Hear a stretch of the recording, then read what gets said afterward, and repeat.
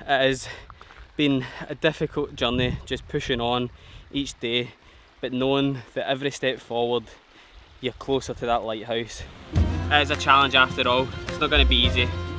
This is why it is called Britain's... what is it called? They're absolutely everywhere.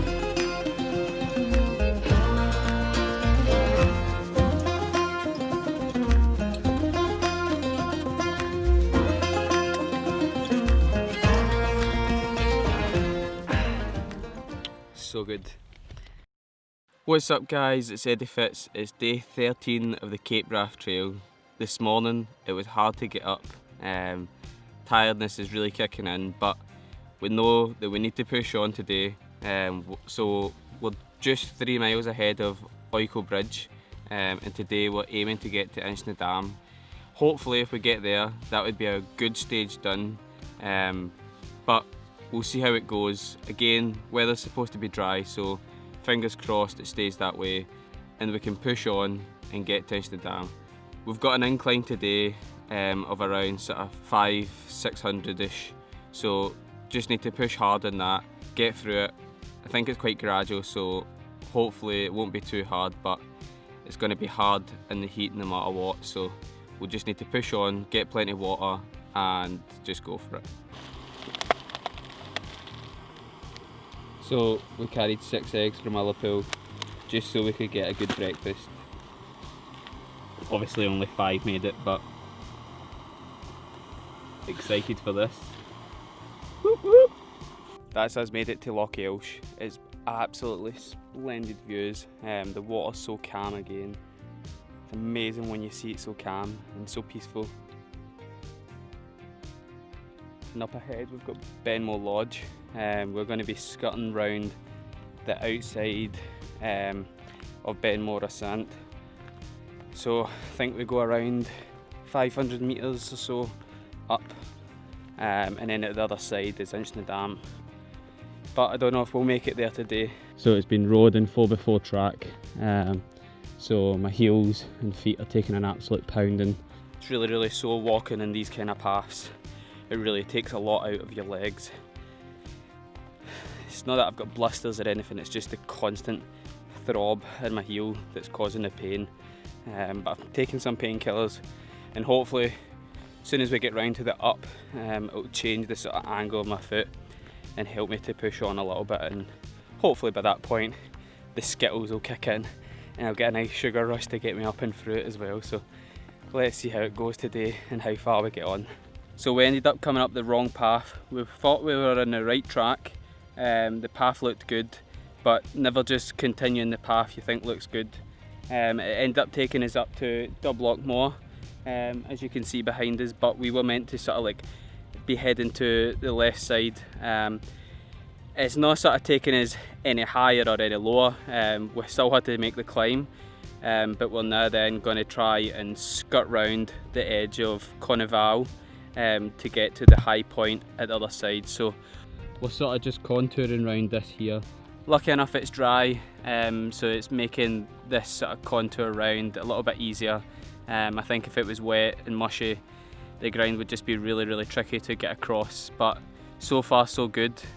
So hopefully this doesn't take us off time or track or anything. In fact, hopefully when we get to the other side we look back and think actually it was quite worth the view. The view of the loch is actually incredible, and as you can see the clouds are just sort of covering over the mountains, so pretty epic view that we would never have got, so might have been worth the climb in the end.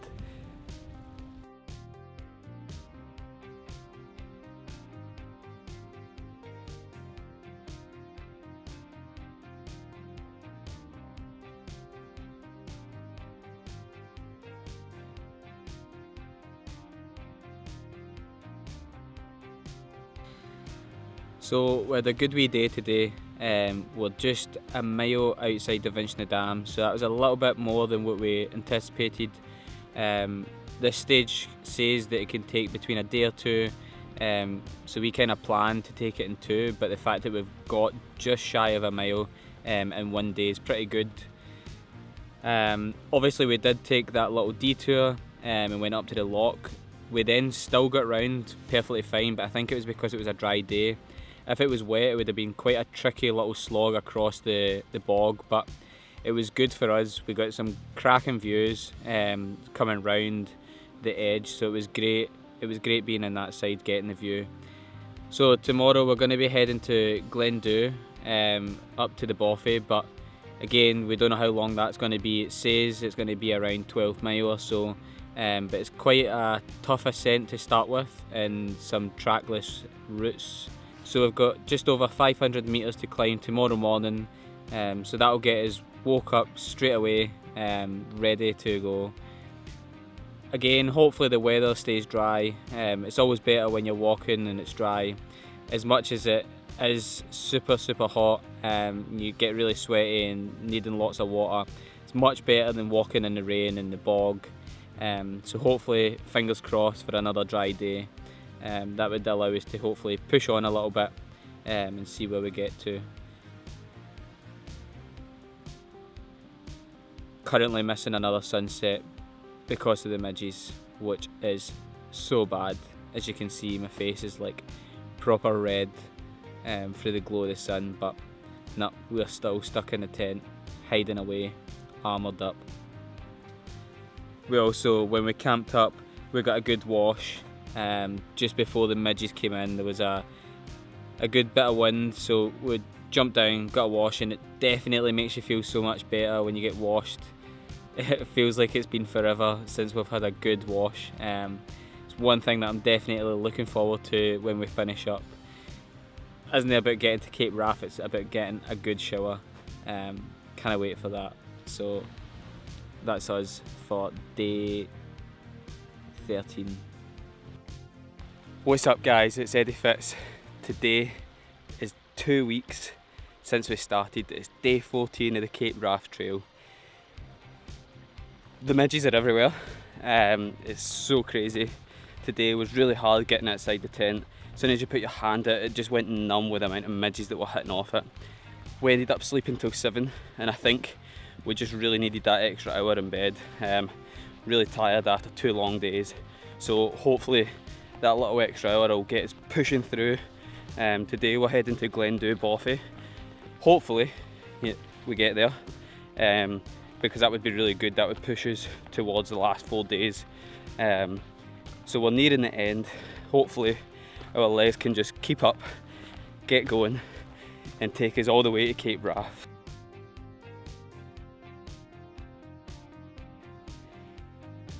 Well, that made for some good morning ascent. After leaving Inchnadam, you climb for up to 100. Whew, do you know what I'm saying?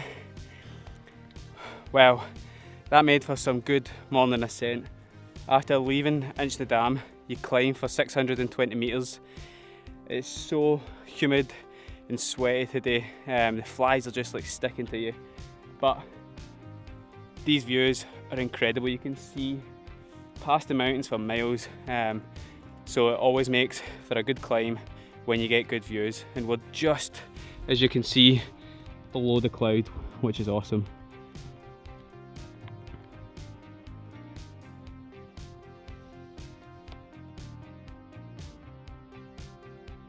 Still got another 3 miles or so to go to get to our final stop. We're hoping to get to Glendu. We've got a sort of 200 metre steep up here to go, and then it's down into Glendu. So it's been a good wee day again. Sun's scorching, but today there's plenty of wind, so hopefully it sticks around and keeps the midges away, because that would be fantastic. We could maybe get a sunset photo shoot as well. So let's just see how it goes. This has definitely got to be one of the highlights so far. This view down to Glencoe Boffey is just incredible. Even just the way the clouds are hitting the mountains and just the landscape, it's so good.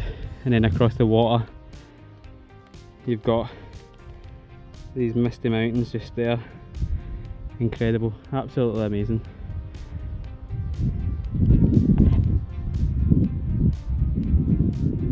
Feet are really sore, so I've just took some painkillers to try and ease the pain. Going to rest them up so it's time to switch off and get some rest. What's up guys, it's Eddie Fitz. It's day 15 of the Cape Wrath Trail, and when you're waking up to views like this, the sun just coming up above the mountain, honestly incredible. So today we're going to try and push on a little bit, probably go for a 14-mile day or so, see how we get on. Hopefully we can push on. That would mean that we would then do it in 3 days rather than 4. So 2 days to get to Sandwood Bay, and then leaving is that final day to get to Cape Wrath. So we're going to try and push on, see how it goes, but for now we're just going to take in this amazing view whilst the sun's coming up behind me. So I just spotted a little seal watching us walking along. Curious little pup.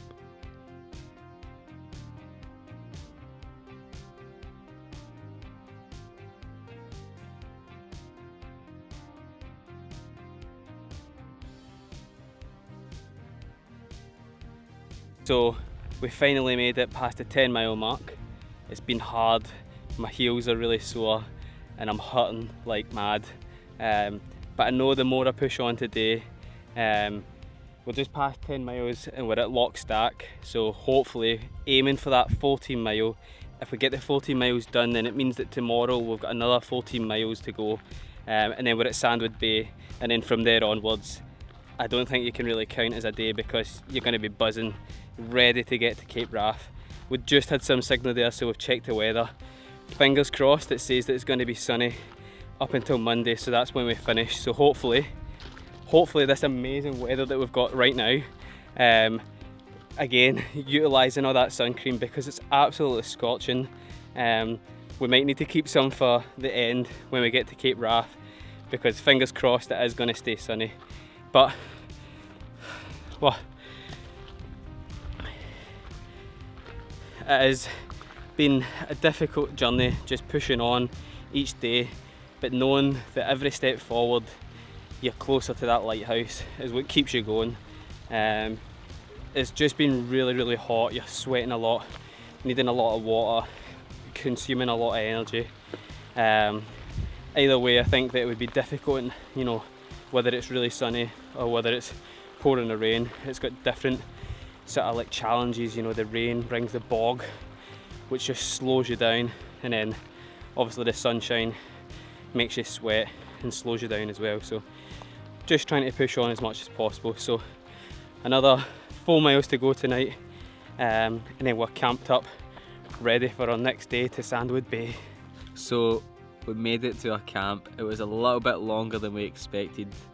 It gets to that point in the day when you're just finished and you're ready to just go to your bed, but instead that wasn't happening for us. Where we had planned to stop for our camp, just at the start of the lock, it was just a proper bog header, just unsuitable for the tent. It was proper slope, so we decided that we had to just push on. It was really sore pushing on, but it's good now that we've stopped, we've rested a little bit. It feels good knowing that tomorrow, instead of another 14-mile day, we think we've only got around a sort of 12-mile day. So it's a lot better when you think about that, waking up to it in the morning after a good night's sleep hopefully. But at the time it's just a slog. You need to push on at the hardest time of the day. Currently we're in a tent again, missed another sunset. The midges are crazy. You can see that they're just stuck on the side of the tent, like hair. It's so gross. But it's good that it's good that we're in the tent, nice and cozy. We're gonna get some good sleep. Tomorrow should hopefully take us to Sandwood Bay, which I've been looking forward to for so long.